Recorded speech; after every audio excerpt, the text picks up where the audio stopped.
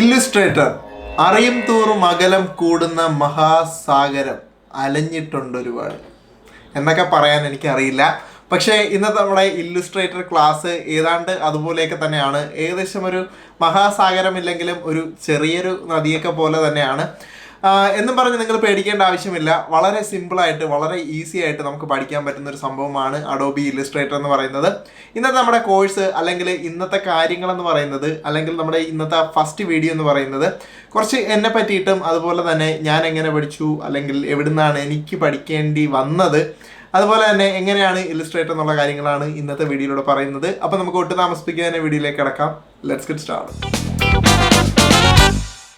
Illustrator എന്ന് പറയുന്നത് നിങ്ങൾക്ക് ഈസി ആയിട്ട് ഉപയോഗിക്കാൻ പറ്റുന്ന ഒരു സോഫ്റ്റ്വെയർ ആണ്. ഞാനതിന് ഉറപ്പ് തരാം. കാര്യം എൻ്റെ ഒരു കാര്യം തന്നെ എടുത്തു കഴിഞ്ഞാൽ, ഒരു പേപ്പർ എടുത്ത് തന്നിട്ട് എന്നോടൊരു നല്ലൊരു പൂ വരയ്ക്കാൻ പറഞ്ഞു കഴിഞ്ഞാൽ ഞാൻ അത്യാവശ്യം ചെറുതായിട്ടൊന്ന് പമ്മും. കാര്യം എനിക്ക് കാര്യമായിട്ട് അറിയില്ല. പക്ഷേ ഇല്ലുസ്ട്രേറ്ററിൽ വരയ്ക്കാൻ പറഞ്ഞു കഴിഞ്ഞാൽ ഞാൻ വളരെ കറേജോട് കൂടി തന്നെ ഞാനത് ചെയ്ത് കൊടുക്കും.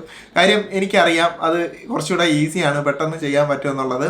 അപ്പോൾ അത്രത്തോളം ഈസിയാണ് ഇല്ലുസ്ട്രേറ്റർ എന്ന് പറയുന്നത്. ആർക്കും പഠിക്കാൻ പറ്റും. നിങ്ങൾക്ക് ഫിസിക്കലായിട്ടൊരു പേപ്പറിൽ പൂ വരയ്ക്കാൻ അറിഞ്ഞുകൂടെങ്കിലും ഇല്ലുസ്ട്രേറ്ററിൽ നിങ്ങൾക്ക് ഉറപ്പായിട്ടും ഔട്ട് പെർഫോം ചെയ്യാൻ പറ്റും എന്നുള്ള കാര്യത്തിൽ എനിക്ക് സംശയമില്ല. ഇനി രണ്ടാമതായിട്ടുള്ള ഒരു സംശയം ഒട്ടുമിക്ക ആളുകൾക്കും ഉള്ളത് ഫോട്ടോഷോപ്പും ഇല്ലുസ്ട്രേറ്ററും തമ്മിൽ എന്താണ് വ്യത്യാസം എന്നുള്ളതാണ്. ഫോട്ടോഷോപ്പ് എന്ന് പറയുന്നത് റാസ്റ്ററൈസ്ഡ് ആയിട്ടുള്ള ഫയൽസ് ആണ് ഹാൻഡിൽ ചെയ്യുന്നത്. ലൈക്ക് റാസ്റ്റർ ഫയൽസ് എന്ന് പറയുമ്പോൾ നമ്മളൊരു ക്യാമറയിൽ നിന്ന് ഒപ്പിയെടുക്കുന്ന ഫയൽസൊക്കെ വേണമെങ്കിൽ നമുക്ക് റാസ്റ്റർ ഫയൽസ് എന്ന് പറയാം. കാര്യം ആ ഫയൽസൊക്കെ നമ്മളിപ്പോൾ സൂമിനൊക്കെ ചെയ്ത് കഴിഞ്ഞാൽ അത് പിക്സലേറ്റഡ് ആയിട്ട് മാറുന്നതായിട്ട് കാണാം.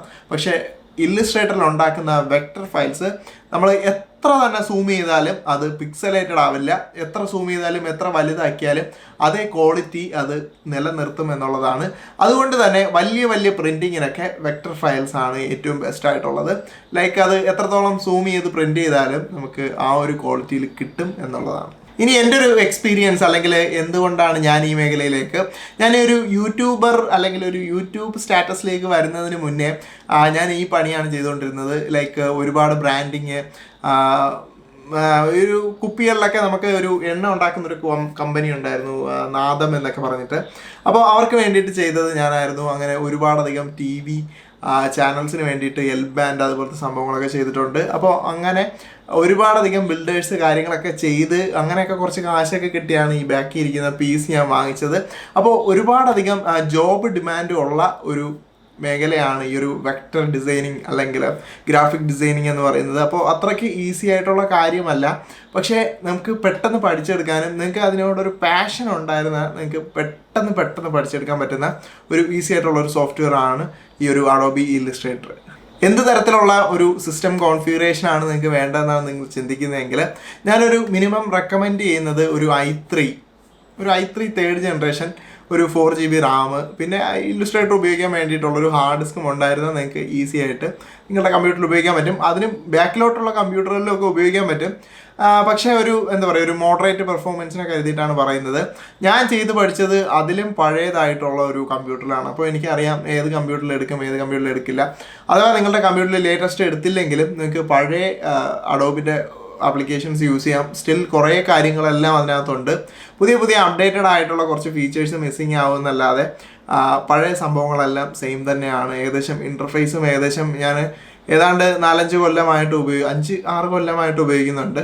അപ്പോൾ ഏതാണ്ട് ഇൻ്റർഫേസ് എല്ലാം സെയിം തന്നെയാണ്. ചെറിയ മാറ്റങ്ങൾ അപ്ഡേഷനിലൂടെ വന്നു എന്നുള്ളതല്ലാതെ പഴയതുണ്ടെങ്കിൽ നിങ്ങൾക്ക് അതും ഉപയോഗിക്കാവുന്നതേ ഉള്ളൂ. അപ്പോൾ എവിടുന്നെങ്കിലും നിങ്ങൾക്ക് ഇല്ലുസ്ട്രേറ്റർ കിട്ടുമെങ്കിൽ നിങ്ങൾ അത് ഇൻസ്റ്റാൾ ചെയ്യുക. ഇല്ലുസ്ട്രേറ്റർ ഇൻസ്റ്റാൾ ചെയ്തിട്ട് ഈസി ആയിട്ട് പെട്ടെന്ന് നമുക്ക് പഠിച്ചെടുക്കാവുന്നതേ ഉള്ളൂ. അപ്പോൾ നിങ്ങൾക്ക് ആരെങ്കിലും നിങ്ങളുടെ ഫ്രണ്ട്സും ഒക്കെ അറിയാമെങ്കിൽ നിങ്ങളും അവരും കൊണ്ടുവരിക. നിങ്ങൾക്ക് അപ്പോൾ ഒരു പഠിക്കുന്ന ഒരു മ്യൂച്വലി നിങ്ങൾക്ക് കോൺടാക്ട് ചെയ്യാൻ, സംസാരിക്കാൻ, നിങ്ങൾക്ക് എക്സസൈസ് ഫയൽസ് എക്സ്ചേഞ്ച് ചെയ്യാം. അങ്ങനത്തെ ഒരുപാടധികം ബെനിഫിറ്റ്സ് ഉണ്ട്. അപ്പോൾ ഗൈസ് അത്രയൊക്കെ ഉള്ളൂ. ഈ സിമ്പിളായിട്ട് നേരത്തെ പറഞ്ഞ പോലെ പഠിക്കാവുന്നതേ ഉള്ളൂ. അപ്പോൾ നിങ്ങൾ ഇനിയിപ്പോൾ ഒന്ന് നോക്കട്ടെ, താഴെ ഇനിയിപ്പോൾ വീഡിയോസ് ഓരോ ഡേയ്സ് വീക്സ് അങ്ങനെ അപ്ലോഡ് ആയിക്കൊണ്ടേയിരിക്കും. അപ്പോൾ നിങ്ങൾക്ക് ഓരോന്നായിട്ട് കാണാവുന്നതേ ഉള്ളൂ. വളരെ ബേസിക് ആയിട്ടാണ് തുടങ്ങുന്നത്. ലൈക്ക് ഫ്ലാറ്റ് ബോട്ടം 0-ൽ നിന്നാണ് തുടങ്ങുന്നത്. 0 to ബിഗിനർ ആണ് നമ്മുടെ ആദ്യത്തെ ക്ലാസ് എന്ന് പറയുന്നത്. അപ്പോൾ ഒരു 0-ൽ നിന്ന് ബിഗിനർ ആയതിനു ശേഷം മാത്രമേ നമ്മൾ ബിഗിനർ ടു ഇൻ്റർമീഡിയറ്റ് തുടങ്ങുള്ളൂ. അപ്പോൾ 0 to ബിഗിനർ അതാണ് നമ്മളുടെ ഫസ്റ്റ് ഗോൾ എന്ന് പറയുന്നത്. അപ്പോൾ നമുക്ക് ഒട്ടും താമസിപ്പിക്കാതെ ആ ഒരു ഗോള് അടിച്ചെടുക്കാൻ നോക്കാം. അപ്പോൾ ലെറ്റ്സ് ഗോ ബൈ.